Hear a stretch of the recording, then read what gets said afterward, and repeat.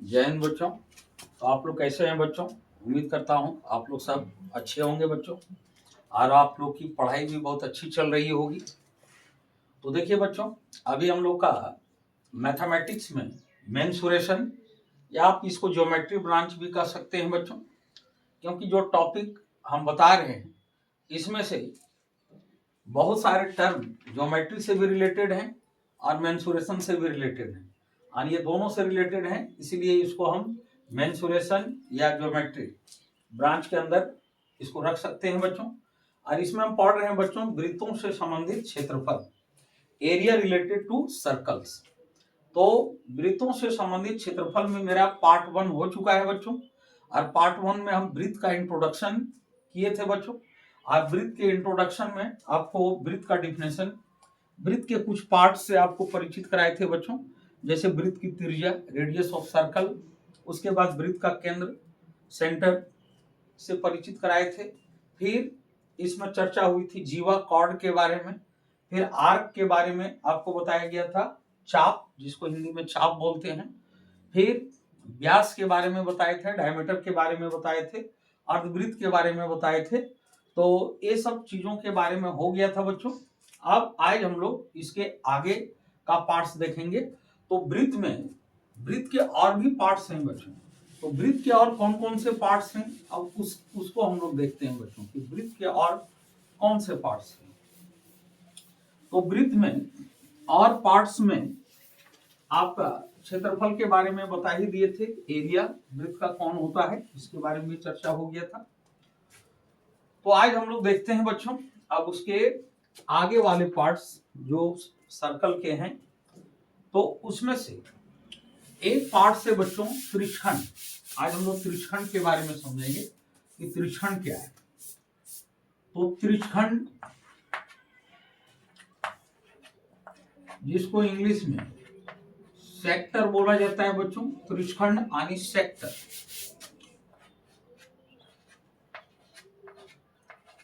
अब इस सेक्टर को हम देखेंगे आज बच्चों। तो त्रिखंड किसको कहा जाता है बच्चों, पहले हम ये देखते हैं, इसको समझते हैं त्रिखंड होता कौन है, इसकी पहचान करते हैं। तो ये आपका एक सर्कल हो गया बच्चों, फिर यहां पर आपका सेंटर हो गया, और ये रेडियस हो गया, ये भी आपका रेडियस हो गया, ये सेंटर, ये रेडियस हो गया। और यहां पर एक नाम दे देते हैं बच्चों, यहाँ ए दे देते हैं और यहाँ बी दे देते हैं, और इस जगह नाम हम सी दे देते हैं। अब देखिए बच्चों त्रिखंड कौन होता है, और ये दोनों रेडियस के बीच एक एंगल फॉर्म होगा बच्चों, उस एंगल को हम थीटा मान लेते हैं। तो आपका ये वाला जो भाग देख रहे हैं बच्चों, ये वाला भाग, ये आपका एक त्रिखंड हुआ, ये वाला भाग। और फिर इधर वाले भाग जो हुए बच्चों, इधर वाले भाग जिसको हम प्लस से दिखा रहे हैं, ये बड़ा भाग है बच्चों, इसलिए इसको हम प्लस से दिखा दे रहे हैं। तो एक पार्ट इसका इधर हुआ, इसको हम प्लस से दिखा दे रहे हैं।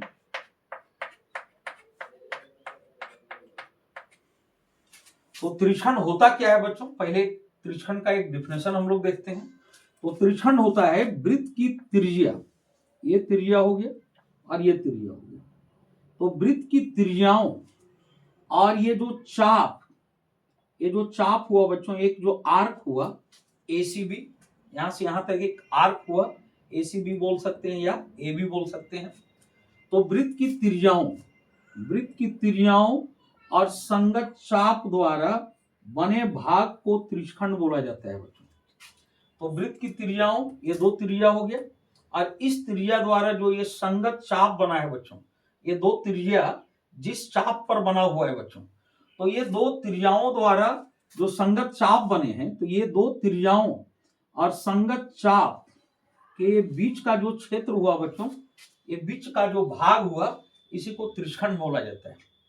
तो ए वाला भाग जो होता है बच्चों, इधर वाला जो भाग है, ये चूंकि कम अंश पर है, इसका एंगल कम है बच्चों, क्योंकि आपको पता है बच्चों कि सेंटर पर सेंटर पर 360 का एंगल बनता है, तो एक एंगल इधर से बन रहा है और एक एंगल मेरा इधर से बनेगा बच्चों।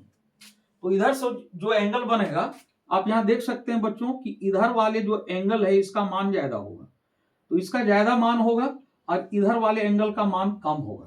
तो इधर एंगल का मान ज्यादा होगा, तो इस साइड भी मेरा एक त्रिक्षण बना है बच्चों। तो त्रिक्षण इस साइड कौन बना है, यहां पर एक नाम दे देते हैं हम डी। तो देखिए ये त्रिज्या आपका इसके लिए भी काम करेगा बच्चों, इधर जो प्लस से हम दिखाएं इधर वाले पार्ट्स के लिए भी ये त्रिज्या काम करेगा। तो ये त्रिज्या और ये त्रिज्या के माध्यम से एक पार्ट आपका इधर है बच्चों, त्रिखंड का ये दूसरा पार्ट है।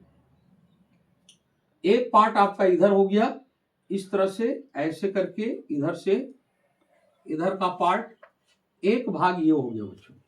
अब ये जो भाग है ज्यादा एंगल पर है बच्चों, कोण के ज्यादा अंश पर है, यहां पर सेंटर पर जो एंगल बनेगा तो इतना अंश पर इधर का भाग है बच्चों, ऊपर वाला भाग। तो ये आपका दीर्घ त्रिक्षण कहलाता है, क्योंकि ये भाग बड़ा है, ये भाग ज्यादा है इसका एरिया, तो ये दीर्घ त्रिक्षण कहलाता है। और ये जो है ये कम एंगल पर है और ये भाग छोटा है, ये भाग कम है, तो इसको लघु त्रिक्षण बोला जाता है बच्चों। इसको लघु त्रिक्षण बोला जाता है। तो इसको हम थोड़ा सा अलग करके दिखा देते हैं। आपका ये लघु त्रिक्षण हो गया बच्चों,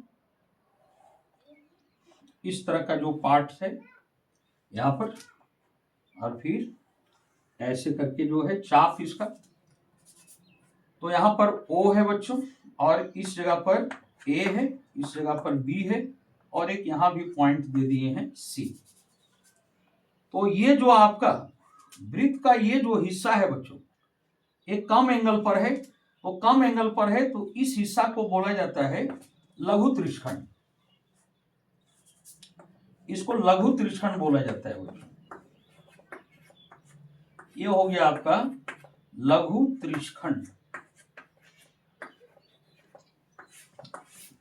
लघु त्रिक्षण इंग्लिश में इसको माइनर सेक्टर बोलेंगे बच्चों, तो इंग्लिश इसका हो गया माइनर सेक्टर।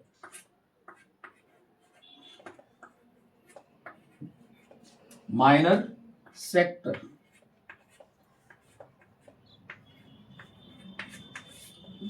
तो ये आपका लघु त्रिक्षण हो गया। अब इस भाग को यहां से काट के निकाल दीजिए बच्चों। मान लीजिए इस भाग को हम कट करके निकाल दीजिए, तो इस भाग को कट करके निकालने के बाद फिर मेरा कौन सा भाग बचेगा बच्चों, तो यहीं पर हम दिखा देते हैं। ये भाग कट के निकलेगा तो ऊपर मेरा कौन सा भाग बचेगा,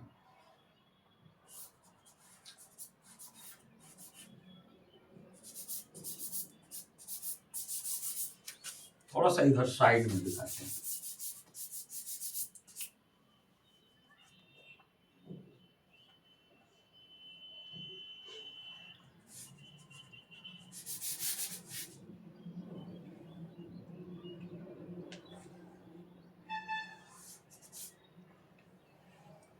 ये भाग कट के निकला बच्चों, तो इधर से मेरा ये भाग बच रहा है बच्चों। ये जो भाग बच रहा है यही आपका दीर्घ त्रिक्षण कहलाएगा बच्चों। इधर का जो भाग हो गया, यानी ए वाला भाग जो आप देख रहे हैं, जिसको हम प्लस से दर्शाए थे, तो इधर वाला भाग आपका दीर्घ त्रिक्षण हो गया। भाग को पहचानना जरूरी है बच्चों, तभी आप सवाल को कर पाएंगे। फिगर से रिलेटेड क्वेश्चन में आप एरिया फाइंड कर पाएंगे बच्चों, तो इसके लिए आपको ध्यान रखना है। तो यहां पर ये दीर्घ त्रिक्षण इसलिए हुआ बच्चों कि यहाँ जो ऊपर जो एंगल होगा बच्चों, इस एंगल का मान ज्यादा होगा। यहाँ नीचे अंदर से, अंदर की तुलना में ये बाहर से जो बन रहा है, यानी ये एंगल जो बन रहा है, इस एंगल का मान ज्यादा होगा। तो इस एंगल का मान ज्यादा होगा, इसलिए इधर वाला भाग ज्यादा होगा, और इधर वाला भाग ज्यादा होगा तो इसकी एरिया अधिक होगी, और इसकी एरिया अधिक होगी तो इसी को बोला जाता है बच्चों, इधर वाले भाग को बोला जाता है दीर्घ त्रिक्षण। दीर्घ त्रिक्षण। और इसका इंग्लिश होता है बच्चों मेजर सेक्टर। ये हो गया दीर्घ त्रिक्षण। तो यहां से अगर इसको निकाल दिया जाए बच्चों, तो ये आपका लघु त्रिक्षण हो गया, क्योंकि इधर का जो एंगल का मान होगा बच्चों, इधर वाले एंगल के मान से कम होगा। तो इधर ज्यादा एंगल पर ये भाग है इसलिए दीर्घ त्रिछंड, और ये जो भाग था कम एंगल पर था इसलिए आपका लघु त्रिछंड कहलाया बच्चों। तो दीर्घ त्रिछंड के लिए हम इधर के कोण का यूज करेंगे बच्चों, इधर वाले, और लघु त्रिछंड के लिए हम इधर वाले एंगल का यूज करेंगे बच्चों। तो आगे हम फॉर्मूला बताएंगे, उस टाइम आपको अभी से आप देख लेंगे, पहचान कर लेंगे, तो वहां आपको समझने में बड़ा सुविधा होगा बच्चों। तो ये आपका हो गया दीर्घ त्रिछंड और ये हो गया आपका लघु त्रिछंड। तो इसका पहचान आप कर लिए बच्चों। तो त्रिछंड क्या है? तो वृत्त की त्रिज्याओं, कम से कम आपका 2 त्रिज्या होना चाहिए। तो वृत्त की 2 त्रिज्याएं एवं उसके संगत चाप, ये चाप हुआ, उसके संगत चाप द्वारा बने भाग या क्षेत्र को हम त्रिछंड बोलेंगे, और जो कम एंगल पर होगा उसको लघु त्रिछंड, और जो ज्यादा एंगल पर होगा तो दीर्घ त्रिछंड। तो ये हो गया कम एंगल पर, तो इसको लघु त्रिछंड बोलेंगे, और इधर का एंगल ज्यादा होगा तो इधर का भाग ज्यादा है इसलिए इधर को हम दीर्घ त्रिछंड बोलेंगे। तो लघु त्रिछंड और दीर्घ त्रिछंड आपको समझ में आ गया होगा बच्चों। अब देखिए, अब इसके बाद हम लोग आगे देखते हैं बच्चों। अब यहाँ पर थोड़ा सा त्रिछंड में हम आपको कुछ बातें और बताते हैं बच्चों, ताकि चीजें और ज्यादा स्पष्ट हों। तो यहाँ पर कुछ और बातें हम आपको बता रहे हैं त्रिछंड से रिलेटेड, ताकि आपको क्वेश्चन बनाने में किसी तरह का समस्या ना हो बच्चों।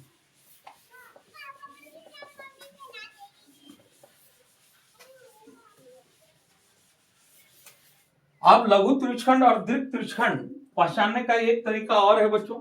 लघु और दीर्घ की पहचान एंगल के हिसाब से होगी। तो इसमें हम कुछ बातें और बताते हैं ताकि आपको चीजें और ज्यादा क्लियर हो जाए। तो देखिए बच्चों, सेंटर पर जो एंगल बनता है मेरा, सेंटर पर थीटा जो होता है ये 360 डिग्री का होता है।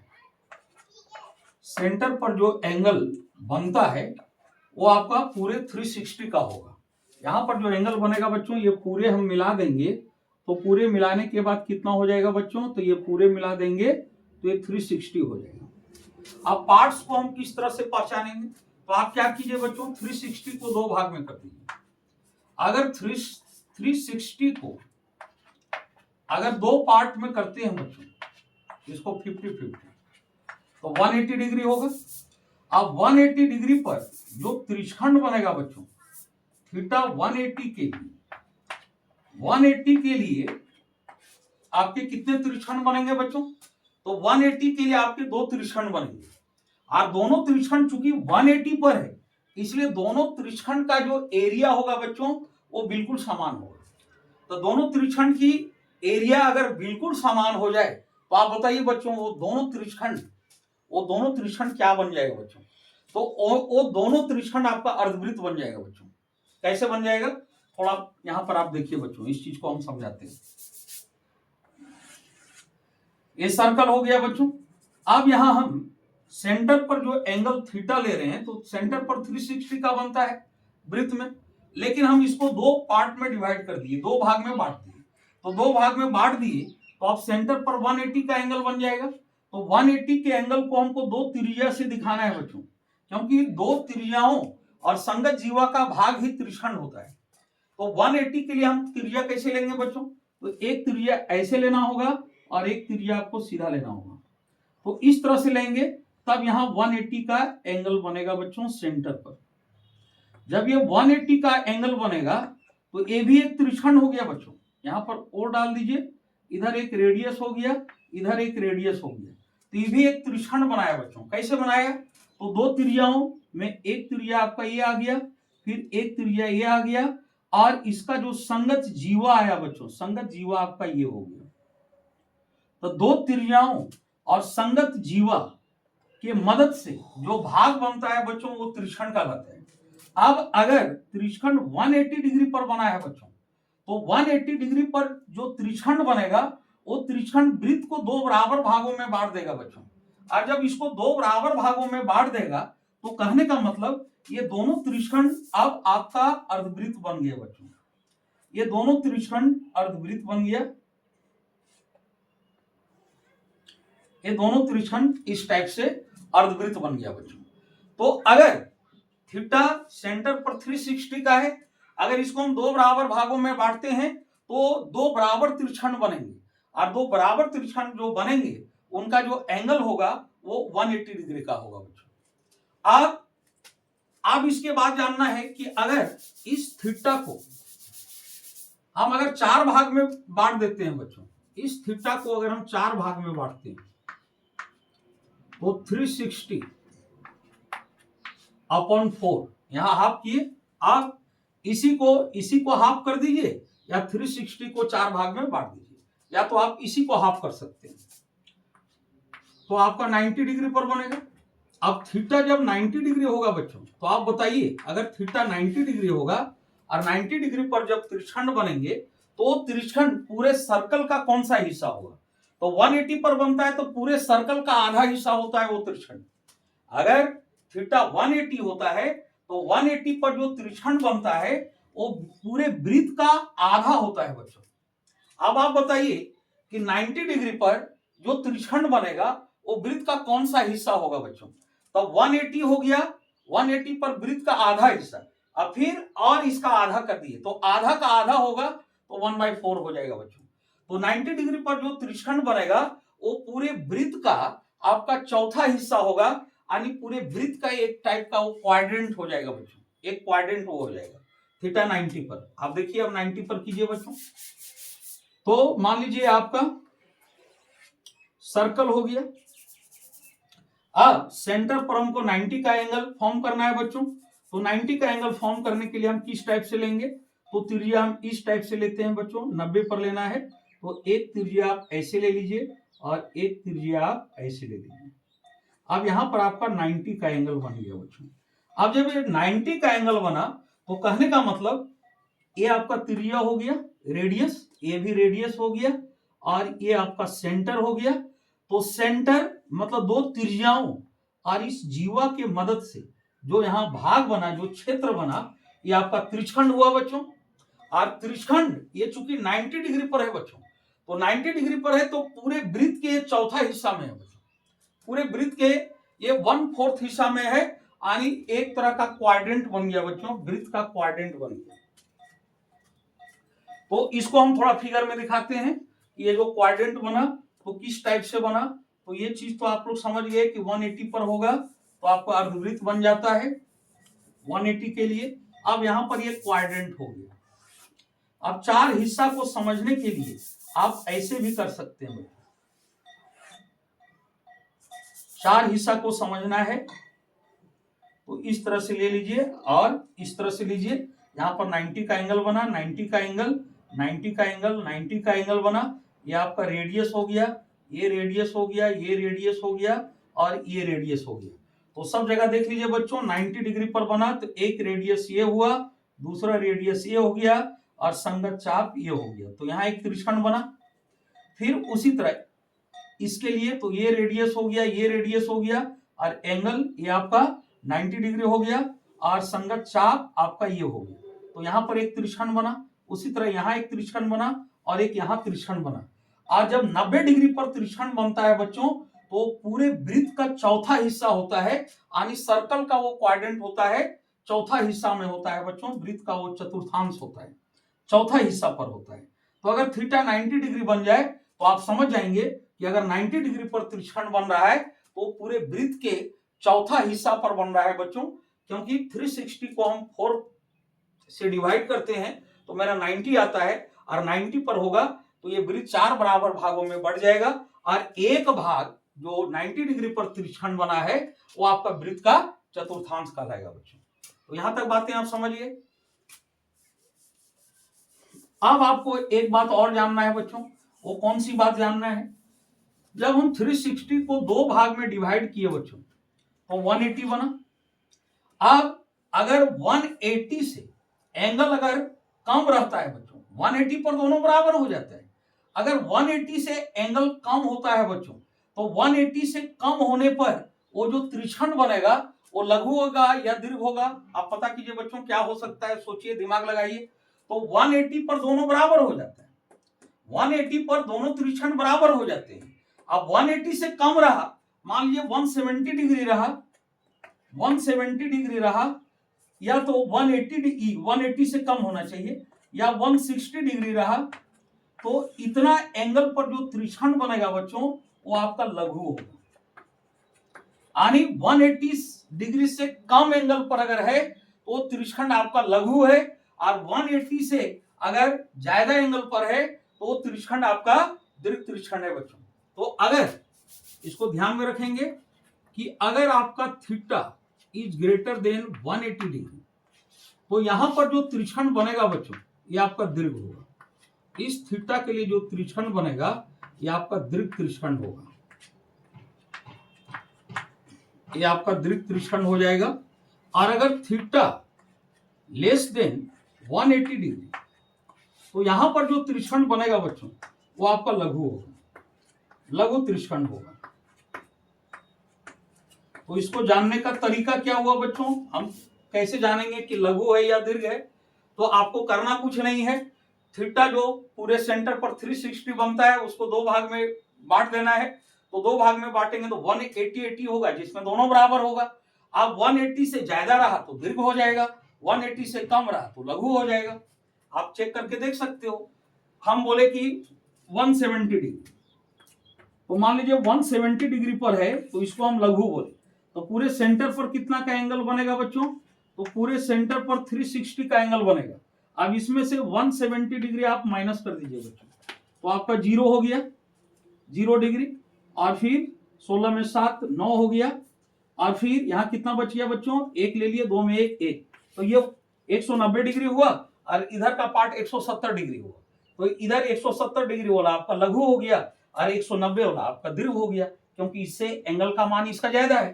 तो वही चीज हम बताए थे कि 360 को आप दो बराबर भाग में बांट देंगे तो 180 में दोनों त्रिशखंड बराबर होता है। अब 180 से कम रहा एंगल तो लघु में चला जाएगा, और 180 से ज्यादा रहा तो दीर्घ त्रिशखंड में चला जाएगा। तो आप इस तरह से लघु और दीर्घ को भी आसानी से पहचान सकते हैं। अगर 90 डिग्री पर है तो 90 डिग्री पर अगर है तो समझिए कि वो वृत्त के, पूरे वृत्त के चौथा हिस्सा में। अगर 180 में है त्रिशखंड तो पूरे वृत्त के वो आधा हिस्सा में है बच्चों, यानी अर्धवृत्त में है। और अगर 90 में है तो पूरे वृत्त के चौथा हिस्सा में है। चौथा हिस्सा मतलब वृत्त के चतुर्थांश में, और चतुर्थांश का एक भाग बन जाएगा बच्चों, एक क्वाड्रेंट बन जाएगा। अब इसी तरह अगर थीटा आपका 120 डिग्री होगा बच्चों, तो 120 डिग्री में वो वृत्त का जो त्रिशखंड बनेगा वो वृत्त का कितना हिस्सा होगा? तो आप पता कीजिए बच्चों, हिस्सा हमको करना है तो 120 डिग्री अपॉन पूरे 360 डिग्री कर देंगे। अब कर देने के बाद 360, रुकिए 1 सेकेंड, उससे भी निकल जाएगा, ऐसे भी निकल जाएगा। तो 360 डिग्री, और हमको जानना है वो कितना हिस्सा में है, तो 120 डिग्री। अब इसको कट करेंगे बच्चों तो 3 बार में कट होगा, मतलब 360 डिग्री को अगर 120 डिग्री के एंगल पर लेते हैं तो 3 बराबर भागों में बढ़ जाएगा बच्चों। तो एक भाग जो त्रिशखंड बना है 120 डिग्री के लिए, जो त्रिशखंड बना, इसको आप ऐसे भी कर सकते हैं, 120 ऊपर 360 नीचे, यहां से आपको पता चल जाएगा। तो 1/3 हो गया बच्चों, यानी 120 डिग्री पर जो त्रिशखंड बनेगा वो पूरे वृत्त का 1/3 होगा बच्चों, यानी पूरे वृत्त का 1/3 होगा।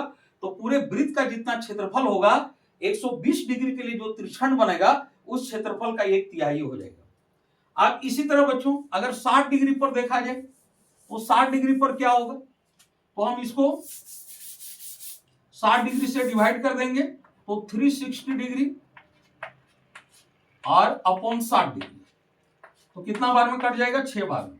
तो कहने का मतलब 60 डिग्री पर जो त्रिशखंड होगा वो पूरे वृत्त को 6 बराबर भागों में बांटेगा, यानी 6 बराबर भाग में से एक भाग होगा। और इसको आप 60 को ऊपर लेते हैं तो भाग आपका इस तरह से पता चल जाएगा, तो 1/6 यानी 1/6 होगा बच्चों, 1/6 होगा। यानी 60 डिग्री पर अगर कोई त्रिशखंड बन रहा है तो उसकी जो एरिया होगी बच्चों वो पूरे वृत्त की एरिया का 1/6 होगा बच्चों। तो ये सब चीजें आप खुद समझ सकते हो, इसमें किसी तरह का प्रॉब्लम नहीं है। और आपको ये ध्यान रखना है कि कब लघु बनेगा कब दीर्घ बनेगा। तो आपको करना क्या है, सेंटर पर जो 360 का एंगल बनता है उसको 2 बराबर भाग में बांट दीजिए तो 180 हो जाएगा। 180 पर दोनों त्रिशखंड समान होंगे बच्चों। अब 180 से एंगल अगर कम रहा तो आपका लघु त्रिशखंड हो जाएगा, 180 से ज्यादा रहा तो आपका दीर्घ तिरछण हो जाएगा, और अगर 90 डिग्री पर रहा तो पूरे वृत्त का चौथा हिस्सा बन जाएगा। वो आपका तिरछण जो बनेगा वो पूरे वृत्त का चौथा हिस्सा बनेगा। अगर 120 डिग्री रहता है तो 120 डिग्री अपॉन 360 करेंगे तो 120 डिग्री पर होगा तो पूरे वृत्त का 1/3 हो जाएगा, और अगर 60 डिग्री पर होता है तो पूरे वृत्त का 1/6 भाग हो जाएगा बच्चों। अब तिरछण को हम लोग समझ गए बच्चों। अब हम लोग थोड़ा सा आगे बढ़ेंगे। अब तिरछण में कुछ बातें और है बच्चों, अब उस बात को भी हम समझ लेते हैं, तब फिर आपको क्वेश्चन बनाने में सुविधा होगी बच्चों। अब देखिए बच्चों, तिरछण पर आधारित जो सवाल पूछे जाते हैं वो आपका घड़ी पर रिलेटेड पूछा जाता है बच्चों, घड़ी से रिलेटेड पूछा जाता है। और किस तरह का पूछा जाता है, तो इसमें इस तरह से पूछा जाता है कि मान लीजिए 1 मिनट की सुई है और उस मिनट की सुई का त्रिज्या दिया हुआ है बच्चों, मिनट की सुई की लंबाई दी हुई है, तो मिनट की सुई की जो लंबाई वो एक तरह का त्रिज्या का काम करेगा बच्चों। अब उसमें पूछा जाता है कि 5 मिनट में रचित क्षेत्र का क्षेत्रफल ज्ञात कीजिए। 5 मिनट में वो कितना क्षेत्र रचित करता है बच्चों, तो वो निकालना है। तो उसमें क्या होगा थोड़ा समझ लीजिए।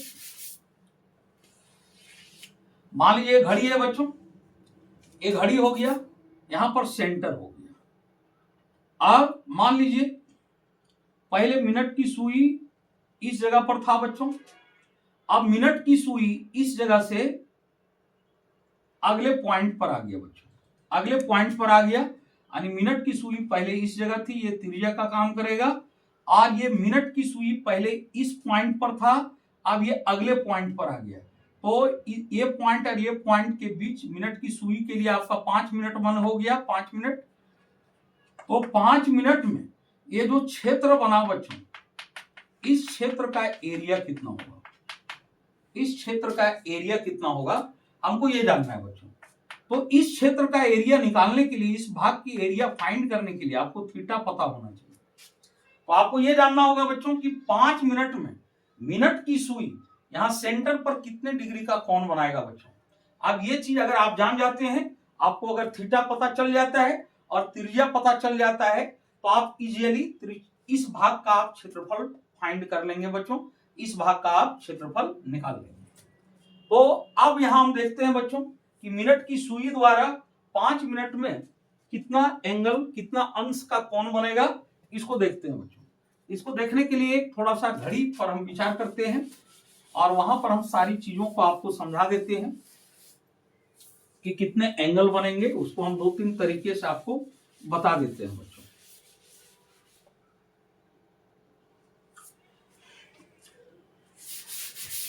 अब यहां देखिएगा बच्चों, यहां पर सारी बातों को हम क्लियर कर देते हैं, टोटल बातों। तो मान लीजिए बच्चों एक घड़ी हो गया, घड़ी में यहां 12 का पॉइंट होता है बच्चों, और इसके सामने इसका पॉइंट होता है 12 के बाद।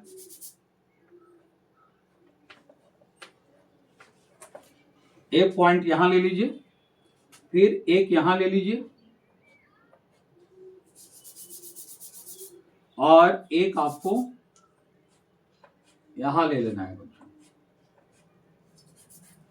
अब ये कितने भाग में डिवाइड होता है बच्चों, तो भाग को हम डिवाइड करेंगे, इसको हम मान लेते हैं, हाँ इसको 12 भाग में डिवाइड कर देना है बच्चों। तो 12 भाग में इसको डिवाइड करते हैं, तो एक भाग ये हो गया, 1 2, यहां टोटल हो गया एक भाग ये, दूसरा भाग ये, तीसरा भाग ये, चौथा भाग ये। अब इसको कितने भाग में करना है, तो 1, थोड़ा बराबर करते हैं,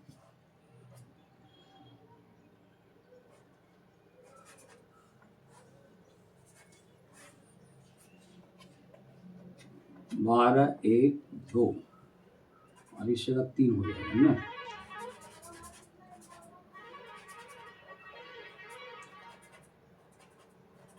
ओके, एक सेकेंड, इसको इस तरह से करते हैं।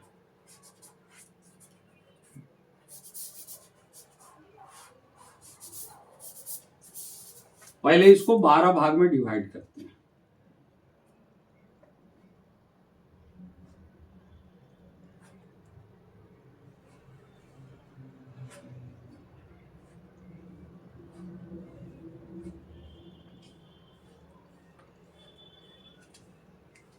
थोड़ा सा और स्पेस बनाते हैं।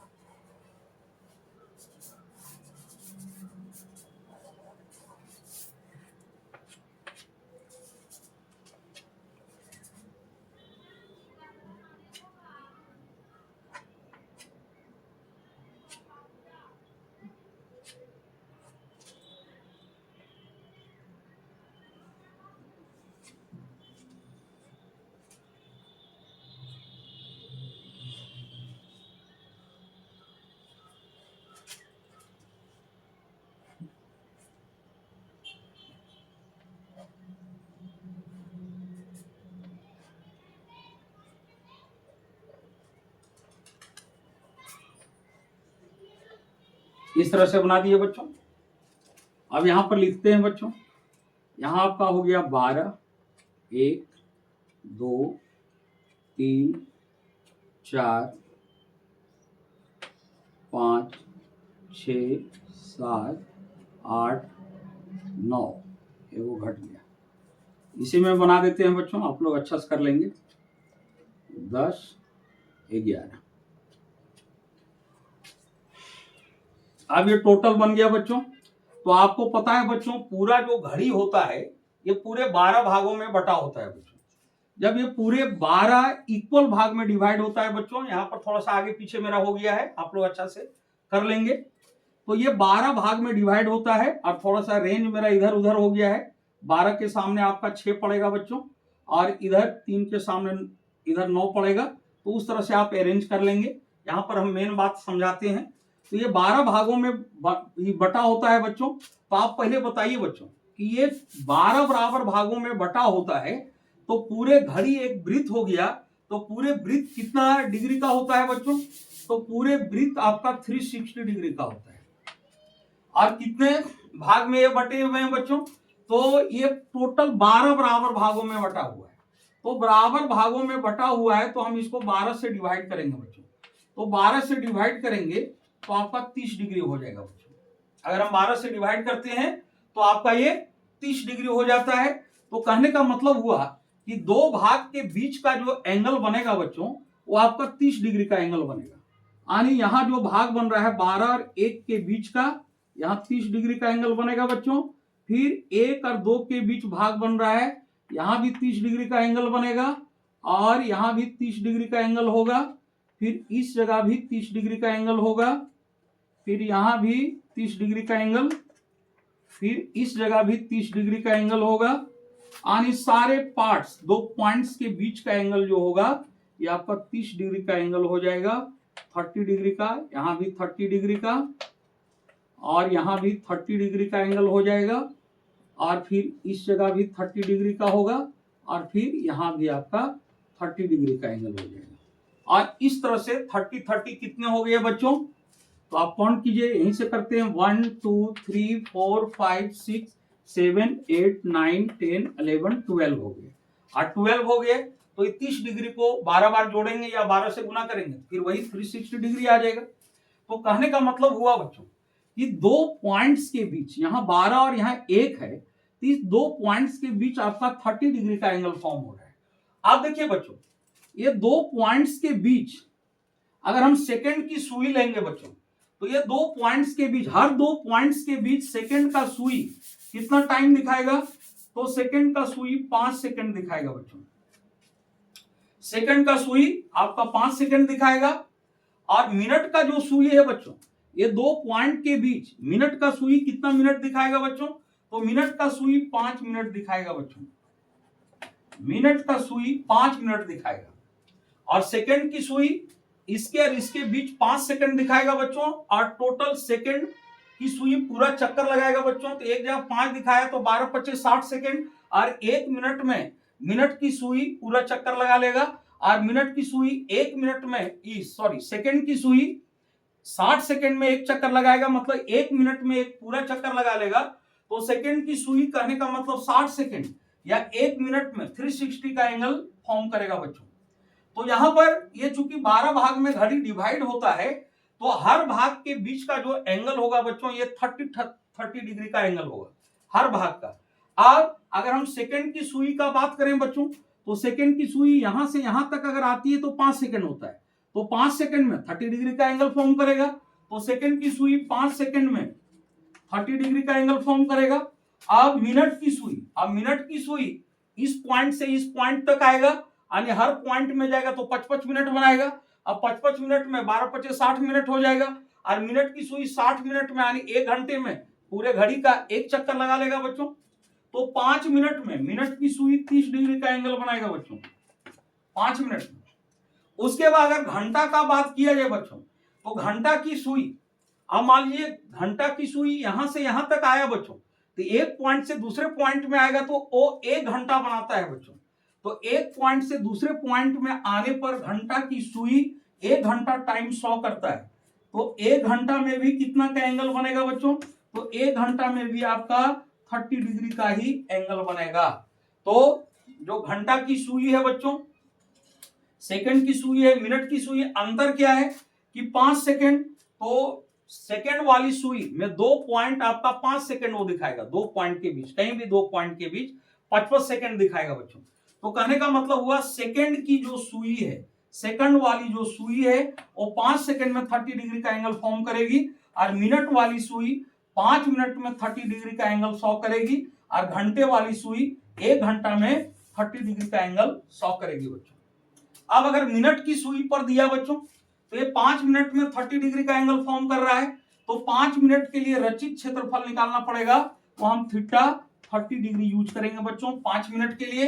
अगर 10 मिनट के लिए होगा तो 60 डिग्री यूज करेंगे, 15 मिनट के लिए होगा तो आप बढ़ाते जाइए 90 डिग्री यूज करेंगे, और इस तरह से हर 5 मिनट में 30 डिग्री का एंगल बनेगा। तो जितने मिनट में आपको पूछा जाएगा बच्चों, तो एंगल उस हिसाब से हो जाएगा। अब यहां पर एक बात और ध्यान देना है बच्चों, अगर 5 सेकंड में 30 डिग्री का एंगल बना रहा है तो 1 सेकंड में कितना बनाएगा बच्चों, तो 1 सेकंड में कितना बनाएगा, तो एक ही नियम में आप कर सकते हैं। 5 सेकंड में 30 डिग्री, तो 1 सेकंड में हो जाएगा 30 डिग्री अपॉन 5 हो जाएगा। अब 5 से डिवाइड कर देंगे तो 6 डिग्री, यानी 1 सेकंड में आपका 6 डिग्री का एंगल फॉर्म होगा बच्चों, 1 सेकंड में 6 डिग्री का एंगल फॉर्म होगा। उसी तरह यहाँ 5 मिनट में 30 डिग्री का एंगल बना रहा है बच्चों, तो जब 5 मिनट में 30 डिग्री का एंगल बना रहा है तो 1 मिनट में कितना का एंगल बनाएगा, तो 1 मिनट में मिनट की सुई ये भी आपका 6 डिग्री का ही एंगल फॉर्म करेगा बच्चों 1 मिनट। अब यहां पर 1 घंटा में आपका 30 डिग्री का एंगल फॉर्म हो रहा है बच्चों, यहां से लेके यहां तक अगर आ रहा है तो 1 घंटा में 30 डिग्री का एंगल फॉर्म हो रहा है। अब आप इसका निकालना चाहते हैं तो मिनट में आपका हो ही गया है, सेकंड में हो ही गया है, तो इसको भी अगर आप करना चाहते हैं मिनट में तो मिनट में हो जाएगा। तो 1 घंटा में 60 मिनट होता है, तो 1 मिनट में आप निकालिएगा, तो 1 मिनट में भी आपका निकल जाएगा कितना का एंगल फॉर्म करेगा ये घंटे वाली सुई। उसके बाद सेकंड में निकालना चाहेंगे तो 1 घंटा में 3600 सेकंड होता है, तो 3600 सेकंड में 30 डिग्री का एंगल फॉर्म कर रहा है बच्चों, तो 1 सेकंड में आप निकाल लेंगे एक ही नियम का यूज करके। तो इस पर भी सवाल पूछे जाते हैं बच्चों, इसलिए हम इस पर भी चर्चा कर दिए।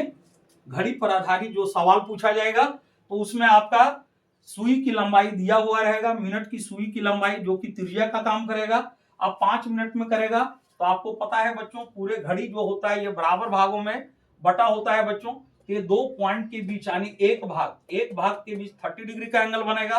अगर हम सेकंड की सुई की बात करेंगे तो ये दोनों के बीच सेकंड की सुई 5 सेकंड 100 करेगा, अब मिनट की सुई 5 मिनट 100 करेगा, और ये दोनों के बीच घंटा की सुई 1 घंटा 100 करेगा, यानी 5 सेकंड में सेकंड की सुई 30 डिग्री का एंगल बनाएगा, और मिनट की सुई 5 मिनट में 30 डिग्री का एंगल बनाएगा, और घंटा की सुई 1 घंटा में यहां से यहां आएगा तो 1 घंटा दिखाएगा बच्चों, तो 1 घंटा में 30 डिग्री का एंगल बनाएगा। अब उस हिसाब से जितना मिनट का रहेगा हम 1 सेकंड 1 मिनट का निकाल के दिखा दिए, समझिए। यहाँ घंटा की सुई का 30 डिग्री हो गया, समझिए। तो इसको भी आप 1 मिनट में निकाल के देख सकते हैं कि इसमें कितना घंटे की सुई बनाएगा बच्चों। तो घंटे की सुई जब भी ये 100 करेगा बच्चों तो मिनट में हमको जाना है, तो मिनट की सुई के लिए आ जाना है। और घंटा वाला जब भी 100 करता है बच्चों तो एक पॉइंट से दूसरे पॉइंट तक जाता है, तो पूरे घंटा को 100 करता है। और उस घंटा को बनाने में मिनट सेकंड हेल्प करता है बच्चों। तो आपको ज्यादा करके मिनट और सेकंड की आवश्यकता है बच्चों। मिनट और सेकंड का आप पता कर लिए, तो कारण कि घंटा तो आपका मिनट 100 नहीं करता है, वो मिनट की सुई ही मिनट को 100 करता है। टाइम हो गया। तो ये बातें आपको त्रिखंड में घड़ी से रिलेटेड जो बातें हम आपको बताए बच्चों, ये बातें आपको समझ में आ गई होगी। इसमें आपको किसी तरह का प्रॉब्लम नहीं होना चाहिए। अब इससे रिलेटेड क्वेश्चन है, सवाल है। अब इससे रिलेटेड सवाल को हम कैसे सॉल्व करेंगे बच्चों, इस पर आपको ध्यान रखना है। और यहां पर आप ध्यान रखिएगा बच्चों, 5 सेकंड, 5 मिनट, सेकंड और मिनट के लिए जान गए तो घंटा के लिए आपको घंटा के लिए जरूरत नहीं पड़ता है बच्चों। मिनट और सेकंड से आपका क्लियर हो जाता है। लेकिन आप ध्यान रखोगे कि सेकंड की सुई 5 सेकंड में 30 डिग्री का एंगल, और मिनट की सुई 5 मिनट में 30 डिग्री का एंगल, और घंटा की सुई 1 घंटे में 30 डिग्री का एंगल बनाएगा, और टोटल 12 घंटे में एक चक्कर लगा लेगा, तो पूरे 360 डिग्री का एंगल बनाएगा बच्चों। अब घंटा की सुई वाला में मिनट के हिसाब से वो तय होगा, क्योंकि मिनट की सुई आगे बढ़ेगी, तो उसके हिसाब से सेकंड की सुई के अकॉर्डिंग मिनट की सुई आगे बढ़ेगी, और मिनट की सुई के अकॉर्डिंग घंटे की सुई आगे बढ़ेगी बच्चों। तो घंटा का संबंध आपका मिनट और सेकंड से है, इसलिए मिनट और सेकंड से ही थीटा का यूज करके हमारा क्वेश्चन इसमें बन जाएगा। अब इसमें सवाल को हम किस तरह से बनाएंगे, इसका क्या फॉर्मूला होगा, तो इसके फॉर्मूला के बारे में अभी तो हम आपको वृत्त के जो जो पार्ट्स हैं उस पार्ट से आपको परिचित करा रहे हैं। और परिचित कराने के बाद आपको कुछ कुछ साइड जो क्वेश्चन पूछे जाते हैं घड़ी वगैरह से, ये सब से आपको परिचित कराए बच्चों। अब इसमें कुछ पार्ट और रहा है, उस पार्ट से हम परिचित कराएंगे। फिर इसके सारे फॉर्मूला को कैसे निकाला जाएगा बच्चों, वो तरीका हम बताएंगे। सारे फॉर्मूला को निकाला जाएगा, और निकालने के बाद तब फिर आप आगे चैप्टर के सवालों को आप बहुत अच्छी तरह से कर पाएंगे बच्चों। तो आप चैनल पर बने रहिए बच्चों, और आप लगातार चैनल को विजिट कीजिए, देखिए, नोट्स क्लियर कीजिए बच्चों। उसके बाद आपको किसी तरह का प्रॉब्लम नहीं होगा बच्चों। ये आपका क्लास के लिए है ही, आगे कॉम्पिटिटिव एग्जाम के लिए भी आपको काफी जरूरत पड़ेगा बच्चों। तो इस तरह यहाँ पर घड़ी का एक अच्छा शेप नहीं बना है, आप लोग अच्छा से बना लीजिएगा। थोड़ा सा टाइमिंग इधर उधर हुआ है बच्चों। तो चलिए आज हम यहीं तक रखते हैं बच्चों।